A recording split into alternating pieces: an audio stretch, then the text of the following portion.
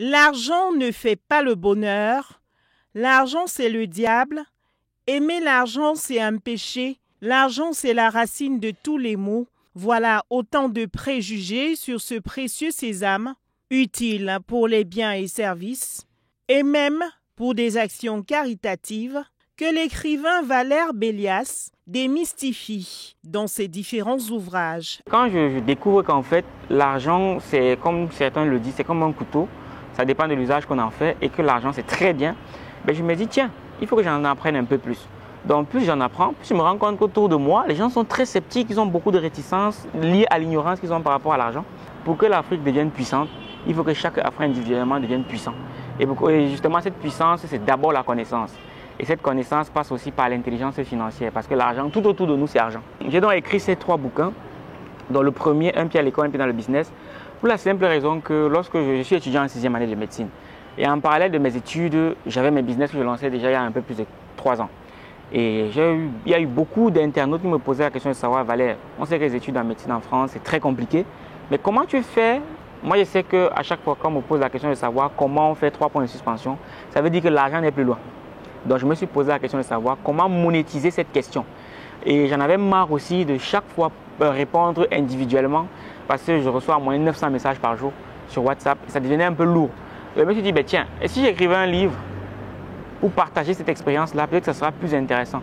Celui qui est également le promoteur des éditions Argent Livre, dont le siège est basé à Marseille, en France, Valère Bélias, est l'auteur des livres Vendre comme un sniper, Un pied à l'école du business, Éduquerait controversé, les pauvres sont égoïstes. Je sors le premier livre, Un pied à l'école, un pied dans le business, pour partager mon expérience et pour que les étudiants comprennent que les étudiants pauvres doivent disparaître. Et puis aller à l'école, ce n'est pas une excuse pour ne pas gagner de l'argent. Parce que lorsqu'en classe de 4e, une fille peut te barrer parce que tu n'as pas d'argent, tu comprends que, mon ami, tu dois chercher de l'argent. Le deuxième livre, Les pauvres sont égoïstes, vient du fait que plusieurs membres de la communauté ont commencé à me poser la question de savoir, Valère, est-ce que tu as des livres à nous recommander sur l'intelligence financière? J'avais recommandé les livres tels que celui de Ricardo Kanyama, mais je me rendais compte qu'il y avait le côté mindset financier qui n'était pas abordé. Pourquoi ne pas écrire un livre dessus? C'est vrai, je ne suis pas le meilleur, mais je pense que le peu que je connais, c'est le beaucoup de certains. Donc voilà comment j'ai écrit le livre Les pauvres sont égoïstes. Ce titre m'a valu beaucoup d'insultes. La pauvreté, c'est le manque d'informations. Parce que pour beaucoup d'entre nous, ce sont les informations qu'on a par rapport à l'argent qui vont autant pour moi déterminer notre manière de penser, notre manière d'agir, ainsi que les résultats qu'on va avoir plus tard. Et une personne pauvre, quand elle voit une personne qui est riche, son premier réflexe, c'est de lui soumettre tous ses problèmes d'argent. Sauf qu'il y a un principe psychologique qui dit que les êtres humains sont égoïstes. De manière naturelle, nous sommes tous égoïstes. Nous sommes intéressés que par nous-mêmes. Le pauvre, quand il va voir le riche, tout ce qu'il veut, c'est se prendre. Il ne pense pas qu'à un moment donné, il peut donner.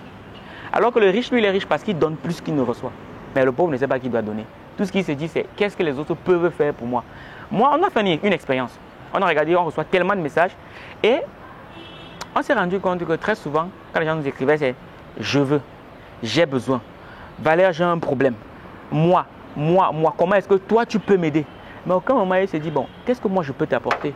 À travers les 200 pages de chacun de ses chefs-d'œuvre littéraires, il évoque des méthodologies, des stratégies et des outils de marketing pour faire du business et avoir des rentrées financières, quel que soit le domaine d'activité, en ligne ou en présentiel. Des notions clés pour les entrepreneurs sont également livrées dans un français courant, accessible à tous.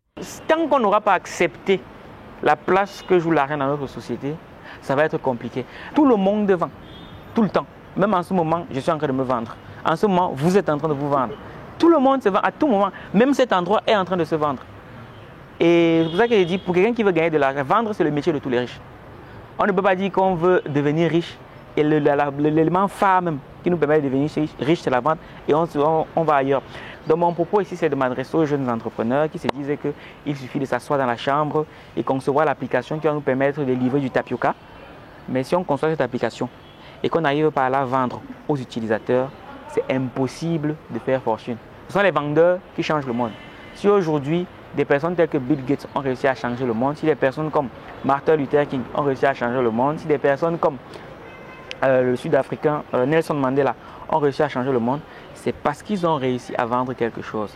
Ils ont vendu des idées, ils ont vendu des produits, ils ont vendu des services. Pour se procurer les livres, je donnerai rendez-vous ce vendredi à 13 h à l'hôtel Franco de Yaoundé à Longkak. Parce que sur place, là-bas, on organise un événement de très haut niveau qu'on a décidé de baptiser le week-end de l'écrivain. Étant lui-même un entrepreneur, étudiant en 6e année de médecine, Valère Bélias, qui porte également la casquette de conférencier et de formateur, vend mieux ses concepts à travers ses écrits sur ses pages sur les réseaux sociaux. Il est véritablement attendu pour le week-end de l'écrivain à Yaoundé, capitale politique du Cameroun.